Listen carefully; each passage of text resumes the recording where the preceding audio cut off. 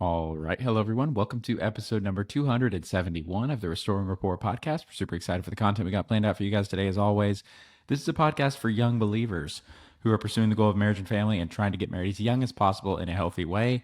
I'm your host, Seth Hensley. I come on twice a week, every week on Thursday and Sunday to discuss not only the benefits of getting married young, but I try to equip and encourage you in your pursuit of that goal. And today we're going to be going over an article by the Institute for Family Studies that was published on April 16th of 2024, entitled More Money, More Marriage: How Breadwinning Matters for Both Men and Women Today.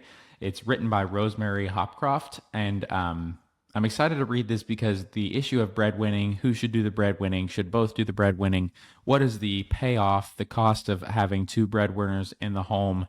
These are questions that I've been thinking about a lot recently that relate to not only what you need to be thinking about prior to getting married, but they relate to your selection of a mate. It relates to how you manage your marriage after you put the ring on this woman's finger. And so this is going to be a super relevant article to you guys. And so I'm so excited to read it. I've never read this article before, but the title stuck out to me, so I'm going to read it to you guys and give you my thoughts on it. It starts off with a quote. He says, "I will do anything, Nerissa, ere I will be married to a sponge." The heiress Portia tells her personal assistant in Shakespeare's The Merchant of Venice. Portia is speaking about her desire to avoid marrying one of her suitors, who is a drunkard. The word sponge here means one who soaks up alcohol, but it implies one who soaks up money or other advantages. That is the mooch kind of sponge. As usual, Shakespeare highlights a key and consistent aspect of human nature. Portia does not want to marry a man who sponges off of her. Natural. I think that's that's to me. It's so broadly true that women don't want to support their man that it's almost common sense at this point, because women are, at least I haven't met many women who want to be the sole provider for their family. Now, there are lots of women, particularly on the more egalitarian side of the debate of gender roles, who argue that women should work. But even those women, I don't think, would say that the woman should be the breadwinner, the sole breadwinner of a home. They would say that a woman should go to work and should have have the right, quote unquote, to go to work, just like her husband. And we're going to kind of get into that discussion later in the episode, but I do think it's just a general piece of common sense that women don't want to be the provider. They don't want to be the one that's solely responsible for putting bread on the table and putting a roof over her family's head. I don't meet many women who are like that. Now, if you have, reach out and let me know through the link in the show notes. You can send me a personalized audio voice message. I would love to hear your perspective on this issue, but I've not met many. Actually, I haven't met any who are like that. So definitely think that it's a pretty universal preference here. The article writer says, despite 21st century America being a different place than Shakespearean England, women's mate preferences have not changed as much as we might like to think. In the last 50 years, there have been huge shifts in American society as women's participation in the labor force has increased and female earnings have surged, while men's participation in the labor force has fallen and male earnings have stagnated. Yet women still prefer a husband who can credibly support or assist in supporting a family. Men with low incomes, particularly the unemployed, are less likely to be married, and if married, they are more likely to be divorced. And they do give a source for that. And I also might add that women or men who do not get married make less money, period. So if you're, it's almost like marriage incentivizes men to do the hard work necessary to make more money. And I know that's certainly true of myself, and I would argue that that's true of a lot of men as well, because if you don't give men a reason to get off their butt, they're just going to sit on the couch. I mean, by nature, I think all humans, particularly men, are lazy by nature. If, and this is a big condition, if they have nothing to work for. If they have something to work for, then they will do anything. Men who have nothing to work for will do nothing, and men who have something to work for will do anything. And so, even very hard things that they will literally lay their life down on the line for the treasure that they have. They just have to have the treasure. And so that's why I think that, unmarried men often just have no incentive or motivation to do hard things. And they have no incentive or motivation to put themselves out there into a workplace and give them themselves and lay their life down for their family. Be, Probably because going out and working a 9 to 5 is not comfortable. It's not something that you want to do. And so people who have the means not to do that and who can just throw themselves on the generosity and care of others often do that. And that's where we get these couch potatoes who basically grow up and do nothing with their life. And they're, 30 years old and have nothing to speak for them. They have no significant other. They have no children. They have no family. They have no job. They have no anything because they haven't had a treasure to run for. And so they haven't run at all. And it's truly sad, but it's also important to know that, if you're struggling to find motivation, nothing's going to give you the motivation and the incentive and the drive to make something yourself and do hard things in your life, like having a wife. There's nothing that's going to do that for you. Well, I would say to the same effect. I mean, you can say, I want to make money, or I want to have nice things, or I want to impress people with my social status and my yearly income. But all of those things don't provide, I would say, a big enough incentive for men to actually get them to do the hard things that is asked of them. And so what does get men to do hard things, again, I'm going to just hammer this in, is having a wife who they are responsible to care for. What happens in marriage, guys, is if once you get into marriage, it's a really beautiful thing. You have to mature. It's mature or die in marriage, because it's mature, die, or leave. Those are your options. And leaving once you've entered the marriage, thankfully, is very, very difficult and painful for everyone around you, including yourself. And it's designed to be that way for a reason, I would say, to keep you from doing it, because it's not the correct option.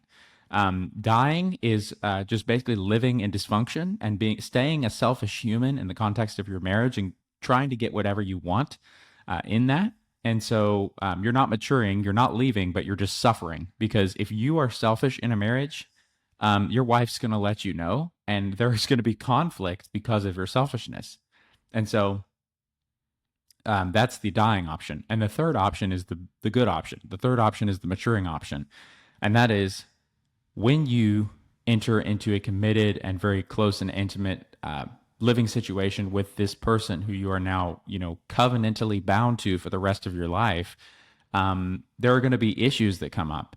And how you deal with those issues decides the quality of your marriage. And so you can choose to mature and become less selfish and instead rise to meet the needs of your spouse and your family and do what's best for you as a unit rather than you as a person. Do what's best for you and your wife as a married unit rather than just you as an individual, and reap the awesome rewards of that and have a much easier flowing marriage with a lot more benefits, a lot better, I would say, longevity and happiness in the long run. You're going to be much more happy when you take the road of maturity, I think.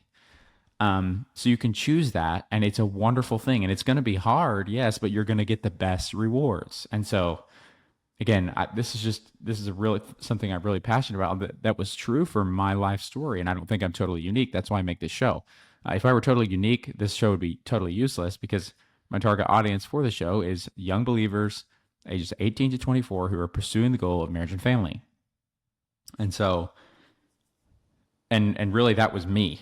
And so I'm making this show basically, in essence, for my younger self, because it's something that I wish I would have had. And if there was nobody like me, this show would be useless. But I think there are lots of people out there who are like me, or at least who have a great deal in common with me. And so, like this article so far, though, definitely agree that women do not want to be the sole provider for their family. Definitely agree that men who are married make more. Definitely, their exact quote up here, they say men with low incomes, particularly the unemployed, are less likely to be married. I would say vice versa too. You're less likely to be unemployed if you are married, because again, once you adopt responsibility, you can either die or rise to, provide for your family and meet the responsibility. And that's what men end up choosing to do because they don't want to die. And so marriage is really this brilliant thing where it's like, okay, you're never going to mature unless we give you something that's good enough to run for, and to work for, and that is marriage. Marriage is so incentivizing. For me, it was anyway. Having a wife that you can constantly be in communion and connection with, and that you can constantly be getting closer and closer to every day, um, and having an intimate relationship with, and someone to love, and someone who loves you, that's a huge incentive for men. And so, yeah, they'll do anything for that, and that's a good thing. The article says this can further be illustrated when census data on the median income for men in the prime ages of 20 to 30 from 1970 to 2020. Despite the major changes in women's employment and earnings over time, the young men who women choose to marry and stay married to earn a lot more, about twice as much than never married or divorced men. And this has changed very little since 1970. From a purely economic standpoint, this makes no sense. The increase in women's wages relative to men's would suggest that a man's income would become less of a factor in marriage decisions as women earn more. Yet this is not the case. The reason it would should, in your mind become less of a factor is because in theory, you wouldn't need as much. Because if you have two partners bringing in income, you should need less. The cost of living should be much more manageable if you're bringing in more money. However, they say that is not the case. And something they said at the beginning actually stuck out to me too. This idea that young women tend to stay married to men who make twice as much as they do is very interesting. I just realized I forgot to share my screen for you guys. I'll share that screen for you guys who subscribe to the show now. Or if you're watching on YouTube, you can read along with us there and see the source for yourself. I'll also include this article in the show notes of the episode if you would like to check it out for yourself. Just in case I don't get to the whole thing, which I try to do, I try to get you the whole gist of the article. But sometimes I'm just not able to, and so just because of time, I try to keep these episodes to about 30 minutes at most. Sometimes I try to keep it 15 to 20, never over 30 minutes an episode unless it's an interview. And so you can definitely go and read this article for yourself if you're interested. But this is not actually true for Lainey. This sentence that you see highlighted on your screen, this idea that young women tend to stay married to men who make twice as much. I think that, I'm not arguing that it's not true, generally speaking, but it's not true for us because Lainey actually makes almost as much or as much. She may even make more. I'm not sure. It's definitely very close. I make $47,000 this per year, and Lainey makes at least 45. 45, I think last year. This year she might make more because she's got some experience under her belt. But so we make pretty much 1-to-1, dollar for dollar, what the other one does. And so I don't think that my point is that doesn't necessarily have to affect the quality of your connection, the quality of your marriage, or the longevity of your marriage. And so that doesn't have to just because something is statistically more likely to be true doesn't mean that it's true in every case. Is kind of the point I wanted to make there. But let's go look down here at this chart. So from 1970 to 2020, those are the dates they gave above. I imagine that's where they got this chart here. This is a measurement of men's income between those ranges. The blue line is married men, and the yellow line is never married or divorced. So in 1970, men ages 20 to 30 made, yikes, $30,000 more than men who were unmarried or divorced. Wow, that is a huge number. And it's what you'll notice is that gap has never closed. And this is kind of the point I was making earlier. My source for the statement that men make more once they're married is not actually this article, but it's a article called "The Nuclear Family Was a Mistake" by David Brooks. It was an article written for The Atlantic. He includes several sources in there, some research done by Kay Heimowitz and others that gives these numbers. But this article seems to be in line with the stats by David Brooks. And you can see it's a 30,000 gap almost unflinchingly between married men, the blue line, the top line, and the yellow line, the never married men. A $30,000 gap, guys. A $30,000 gap. This is the median total personal income in 2020 dollars by year. $30,000. In 2020, never married men have gone back up to what they were in 1980. they're earning just about as much as they were in 1980. But again, that's about $25,000 a year. And married men are earning, twice that. They're earning almost $50,000 a year. I mean, wow.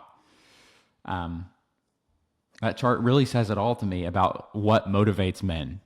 What motivates men? Look at this chart and ask yourself if I'm wrong about what motivates men here. Okay. If I'm right about what motivates men, this means that there's nothing better for your financial life that you can do than get married.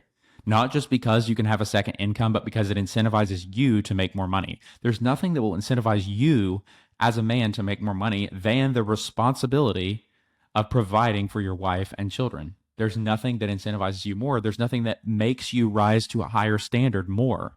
There's no better motivation. There's no better incentive than having a wife and children for making money.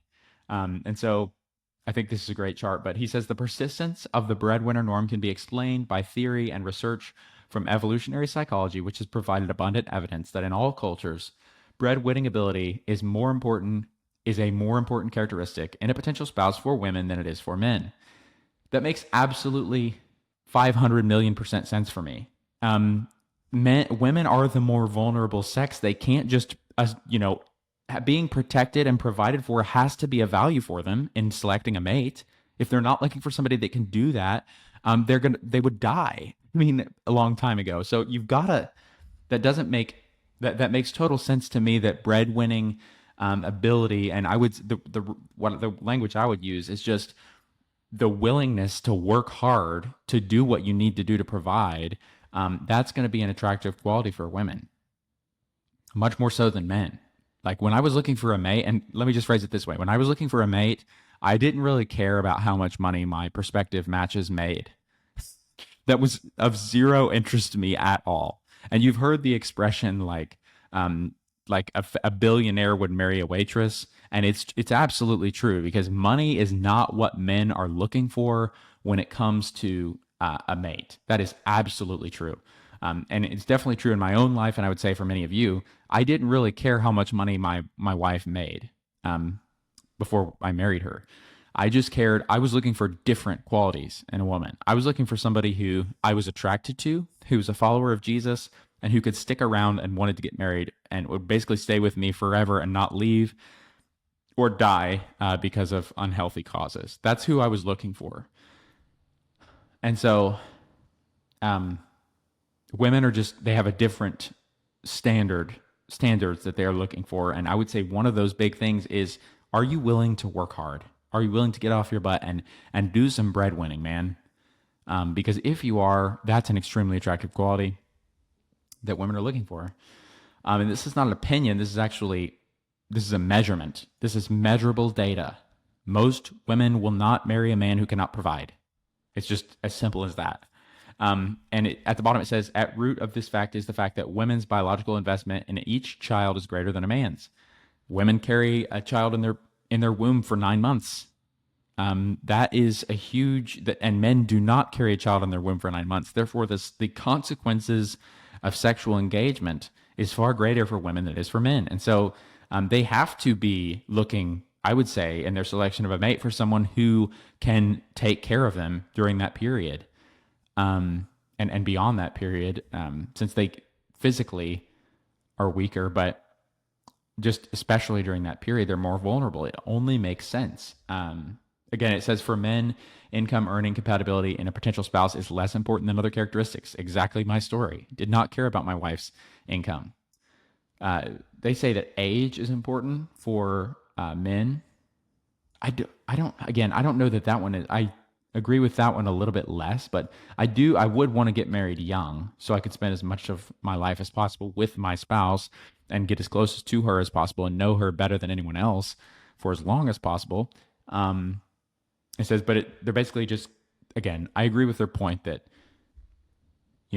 women are looking for responsibility and men are not looking for financial well-being. It says this doesn't mean that other characteristics such as education and earning ability are not important in a potential wife. The societal cultural context also plays a role. It is now easier and acceptable, even expected, for women to work post-marriage and even when she has children. There's a great article by Wendell Berry that I want to read for you guys. It's called Feminism, the Body, and the Machine. And I want you guys to Google this and read this whole article at some point in your life. But it's a really great article, again, by Wendell Berry. And he has this quote about, what is necessary for a man and woman to make in order to sustain a family. And this article made the point that it's super socially acceptable now for, both a man and a woman to work away from the home for 8 hours a day in order to provide for the family.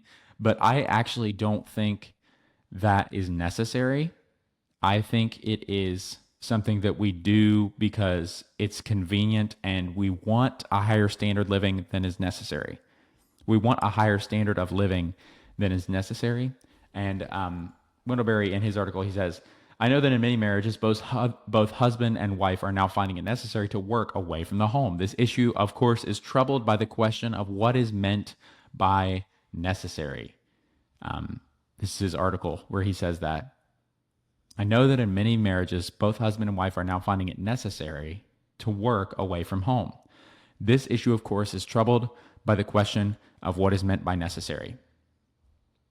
I think that rather than lower our standard of living, our spending habits, and rather than by purchasing less than we do, we are trying to work more in order to accommodate our spending habits as modern day Americans. And so, because it would be too much of a burden and oftentimes impossible and unfeasible for one person to bring in enough money to support the current spending habits of the marriage and the family unit, we then put two people out. We put two of the family members out into the workforce in order to provide for the spending habits of the family. Instead of lowering the spending habits of the family, we just increase income. So in other words, to keep our current rate of consumption the same, we just bring in more money to sustain that current level of consumption instead of just eating less, basically. And just eating what we need, instead of eating, just what we need, we often eat all that we want. And therefore, in order to sustain that way of that mode of living, we have to make more money. And so I think Wendell Berry has a great point that what is necessary for a family to stay afloat is not, necessarily two people working together. My wife and I could live on my salary, but we would have to change our level of spending. And we wouldn't even have to change our level of spending. We just would not be saving for a home. That's the hang up for us right now.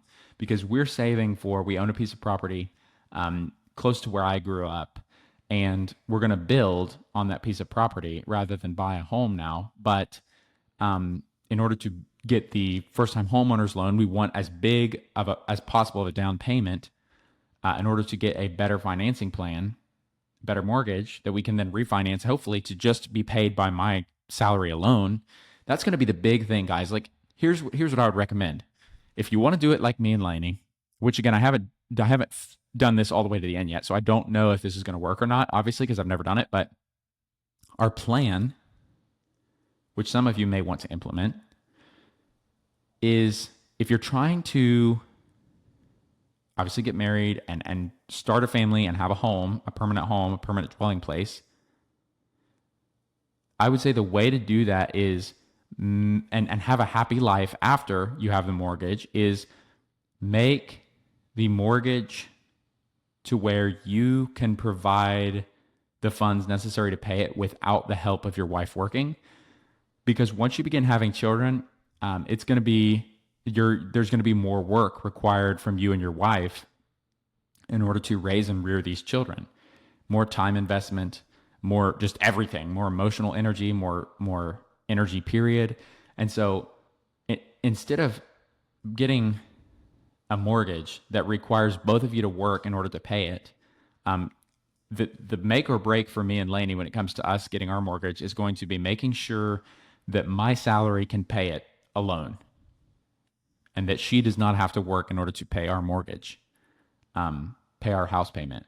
And so and maybe there's a period where we can both pay it for a time, but once we have children, I want to make it sure that it's possible to refinance in such a way that I can pay it alone, because I just don't want that strain on us to be both working in order to provide for our house, for our children, but also be both, constantly having a lot of our attention drawn to the raising and rearing of children at the same time. I don't think that's possible because we would have so much to do in that scenario. So I think we should diversify and, sort of divide and conquer and work together on providing for this family and also raising these children, and not trying to do both. you know, at least that makes a lot of sense to me. If you have a different perspective, again, I'd love to hear what you think through the link in the show notes. You can send me that personalized audio voice message. Love to hear those. I like that more than actually hearing from you on social media and reading your comments on my videos. So just keep that in mind. But this is interesting. So this is the chart. This chart right here that you see on your screen now is the women's chart for earnings. So this is women's ages 20 to 30, the median total personal income in 2020 dollars by year. So in 1970, here at the bottom, the married is blue, yellow is never married or divorced. So the blue line right here, sorry for you guys who are just subscribed to the podcast, you won't be able to see this. So it might be harder for you to understand. I'm going to say it as clearly as I can because you can't see the chart unless you're subscribed. But just head over to YouTube and you can watch this video there and see the visual elements of what I'm producing. Subscribe to that as well, please. It's just Seth Hensley. That's my channel. So you can see they were making $5,000, a little less than $5,000 a year in 1970. Married women were, and look at this. They were making about $17,000 to $18,000 in 1970. Women were, if they were never married or divorced. The obvious answer to why is that they had to. Because if they're never married or divorced, they didn't have somebody to provide for them, and so they had to make more in order to stay afloat themselves. Just to provide for themselves, they had to make more money. And you can see the married women only wanted to make just under 5,000. So married women basically essentially had to make, or did make, I should say, 4 times more money in 1970. And I would say the reason they did that is because they had to and had nobody to help them. And that continued until about 2000s, in the early 2000s, and then it dropped in 2010 and rose back to even higher than it was before modern day. So in 2020, women who are single, never married or divorced, have to make like $21,000. They're making $21,000. That's a measurement that was recently done in 2020. So 4 years ago, that's what they were making. And yikes, bro. I mean, am I the only one that thinks breadwinning is not so great? Like, I don't think breadwinning is fun. I don't think it's this amazing life thing that you should want to do. I just think it's necessary. And so what I'm always constantly shocked is that men and women are sort of competing and fighting over who gets to go and pursue their, dreams, as they call it, in the workplace, when in reality it's miserable. Like, providing for a family financially, guys, is not fun. The reason that good men do it is because, again, they're incentivized and motivated to do so for their family. So just to me, I look at this and I'm very sad. I look at this chart and I'm very sad because women are making over $21,000 a year when they're never married or divorced. And to me, it's like they're having to shoulder a burden that is just, I wouldn't like to shoulder if I didn't have that reward. Again, my wife does not like working. I mean, she does not want to work forever. She wants to stop working as soon as possible. The longer that she's worked, since she started working, she started saying that she wants kids more and more and more, because I just don't think she likes working. And it breaks my heart that we're doing this right now. Both my wife and I are working right now. Again, we're doing that to save for a bigger down payment on our house, to make our, future mortgage payment more sustainable for just one salary. So I think in the long run, we are making the right move, but people act like, just why wouldn't you both work? Why wouldn't you both work? You make twice as much money when you work, and there are consequences to doing that. It's not like it's just a walk in the park for both of you to be working. I mean, there's if you're both working, there's nobody to take care of the home economy. There's nobody to take care of the home. There's nobody to raise the children. There's nobody to, you know, do the things at home that are necessary. Sure, you're both flourishing in the workplace environment, but your home is falling apart. And so that's a huge consequence of both working. Another huge consequence of both working is you're both tired. I mean, like, especially, I mean, just in my marriage, working has really worn her out. I mean, this is not our current level situation of living is not something that I would recommend for you young believers who are pursuing the goal of marriage and family and planning out your life together. I would not recommend you plan out both working for years and years and years because it's exhausting. And I think you're going to find that your wife doesn't want to do that. You don't want her to do that. And it doesn't work as well for you as a couple when you do that. And I'm not trying to convince you per se necessarily here. If you have a different story than me, if you disagree with me for the third time in this video, please reach out and let me know what your thoughts are. I'd be very open to hearing those, want to talk to you about it. It would make me feel more connected to you basically as a listener to hear you on that. But just in my personal marriage, man, I definitely would not want, the rest of my marriage to be spent by me and my wife both working personally. Moving on, it says that figure 3 here shows that the ratio of the income of unmarried women ages 18 to 30, that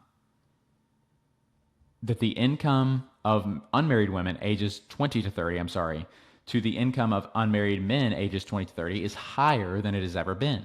Yet this poses a problem for marriage. If unmarried women prefer partners who have similar or higher incomes than themselves, this means that there are fewer marriageable unmarried young men today than 50 years ago. It is perhaps not surprising that the age at first marriage is higher than it has ever been. That is also true.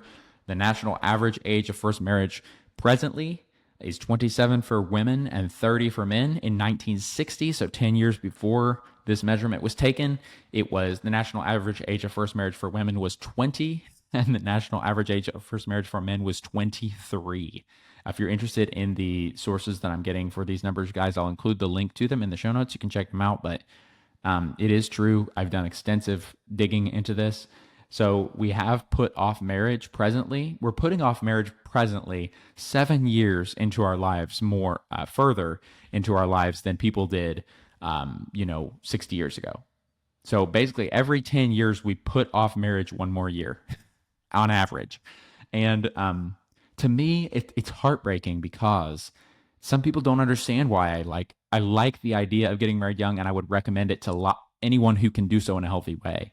And the one reason that I would recommend that is you get to spend more of your life with your partner in the context of a committed relationship. And you might say, well, somebody who disagrees with me might say, well, why would you want to spend as much of your life as possible with your spouse? And I would say, if you're asking that question, you have a terrible marriage.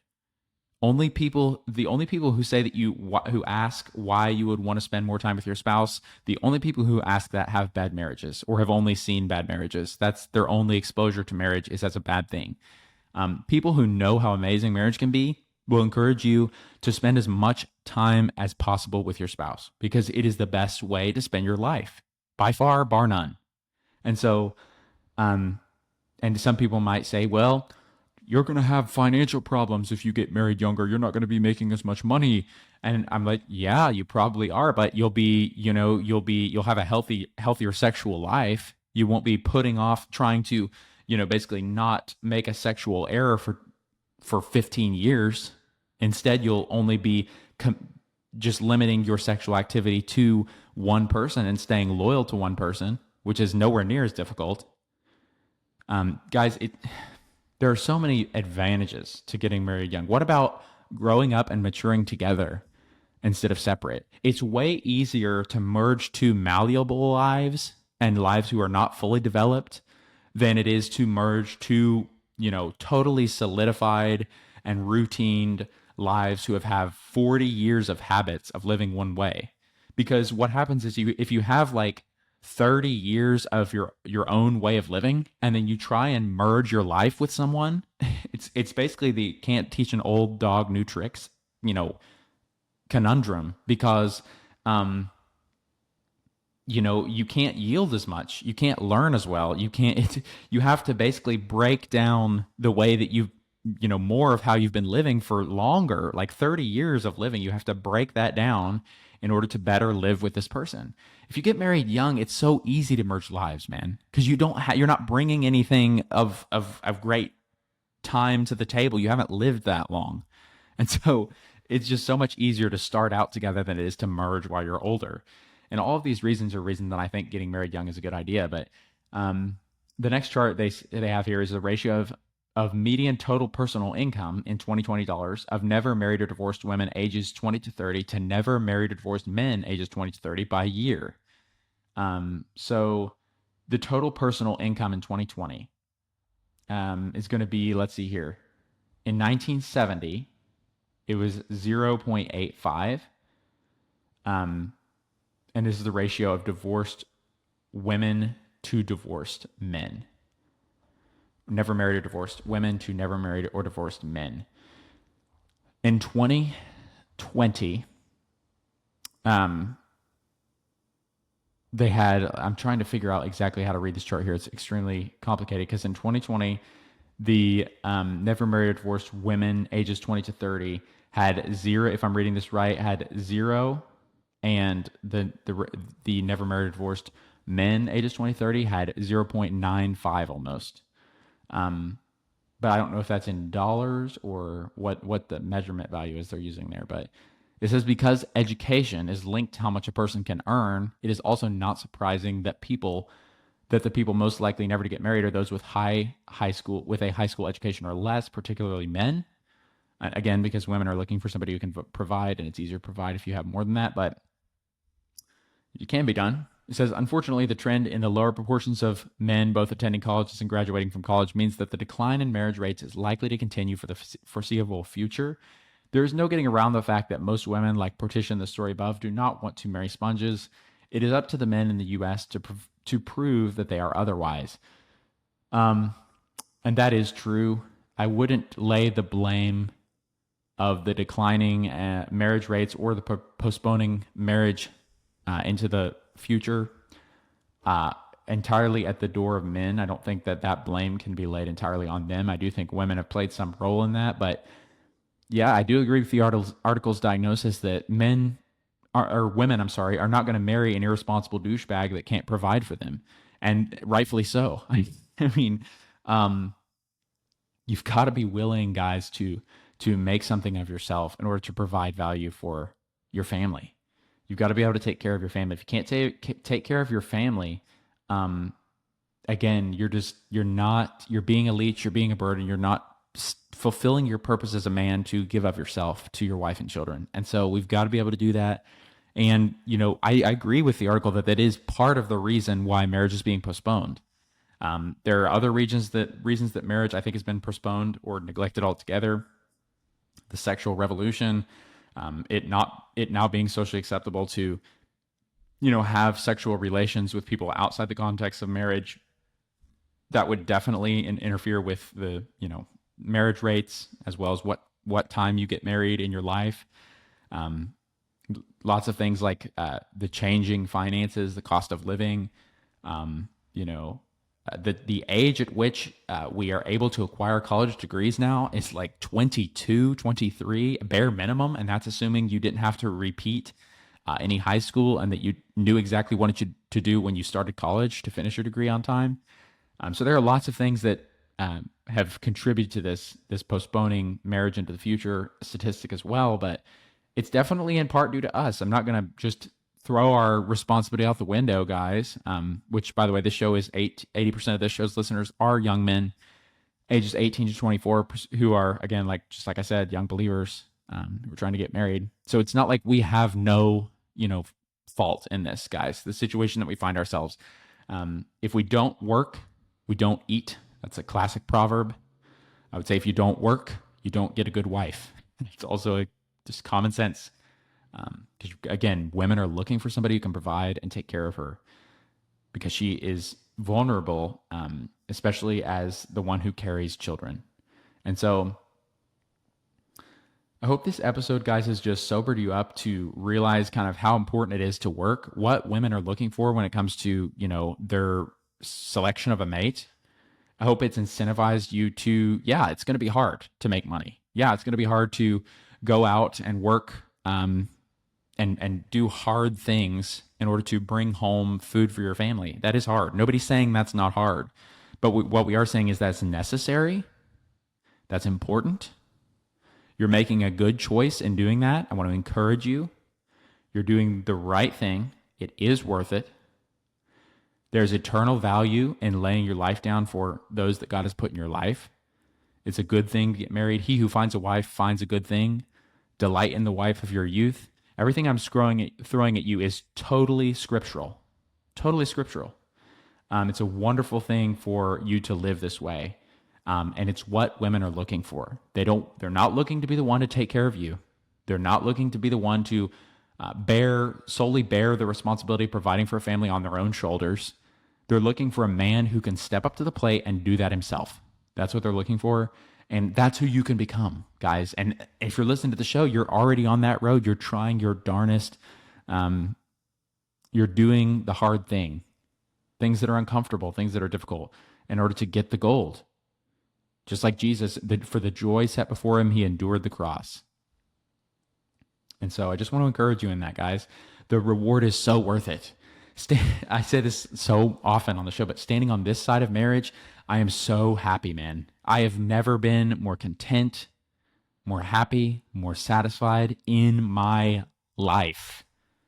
Guys, I would not go back to my season of singleness for any money. It was miserable. It was awful. It was so hard. My life now, despite the increased responsibility, because of my greater capacity for maturity, is way better. Even though my life has more work now, my life is way better, way easier even than it was before I was married, when I had less to do and less to care for and less responsibility. My life is way better now that I got married. And so you guys can run for that. You can do this. You have that goal in sight. You are going to get there one day. I remember feeling like I was never going to be married. I remember feeling like there were challenges that I didn't know how to solve in my pursuit of marriage, but you will solve them. You will fix them. You will be able to do this. You can rise above the challenges. And thank you guys so much for listening today. I hope it has encouraged you. Please let me know if it has. Reach out and let me know through the link in the show notes what you got from this episode, or ask any questions you want, comment on anything, give me an alternate perspective, whatever you want to do through there. Would love to hear it. Again, it would make me feel connected to you as a listener. Follow us on social media as well, guys. I'd love to interact with you there as well. We're on Instagram and we're on Facebook. We're on YouTube. Thank you guys so much for listening today, and I will talk to you next time.